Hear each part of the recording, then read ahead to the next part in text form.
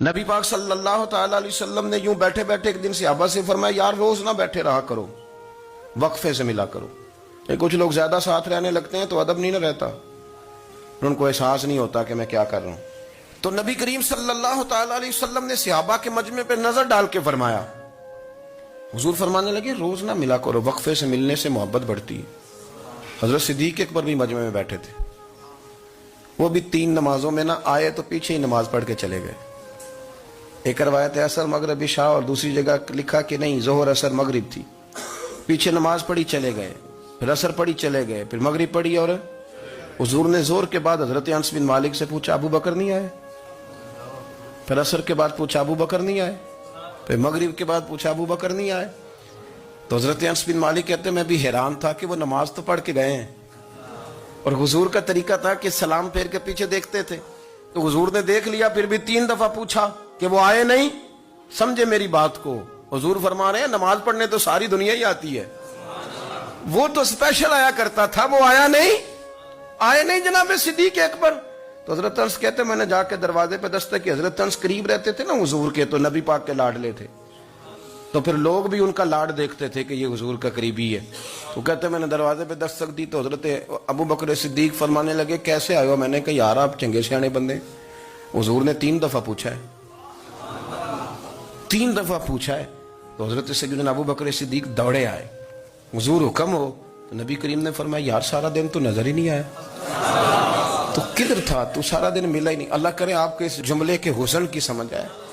آپ دیکھیں جو چاشنی یہاں ٹپک رہی ہے، جو وقار یہاں ٹپک رہا ہے، ذرا اس کا مزاج تو دیکھیں، اور یار تو نظر ہی نہیں آیا سارا دن۔ تو حضرت صدیق اکبر کہتے ہیں کوئی بات بھی نہیں تھی پر میں رو پڑا۔ میں نے کہا حضور آپ نے تو فرمایا تھا کہ ذرا وقفے سے ملا کرو، محبت بڑھتی ہے۔ تو حضور فرمانے لگے ابو بکر میں نے کہا تھا پر تجھے تو نہیں نہ کہا تھا، تو کوئی اور تھے جن کو کہا تھا، تجھے تھوڑا کہا تھا، اور اتنے بڑے جملے نہیں ملیں گے۔ رسول کریم فرمانے لگے تو یہیں رہا کر، تو رہتا ہے تو میرا دل لگا رہتا ہے، یہیں رہا کر، میرے پاس رہا، تو نہ جایا کر یار، تو ادھر ہی رہا۔ او پانی پر نہ سہیلیاں رنگا رنگ کڑے، او سجنوں اسی تے پریا اس دا جانیے جس دا توڑ چڑھے۔ آپ ذرا اس لطف کو آپ دیکھیں، اس ذائقے کو۔ میرا دل کرتا ہے کہ میں یہ حدیث نہ لوگوں کی روحوں تک اتار دوں۔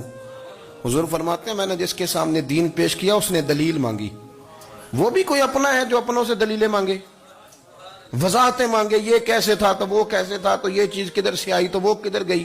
آپ اپنوں سے دلیلیں مانگ رہے ہیں، آپ اپنوں سے اپنوں کو کٹہروں میں کھڑا کیا۔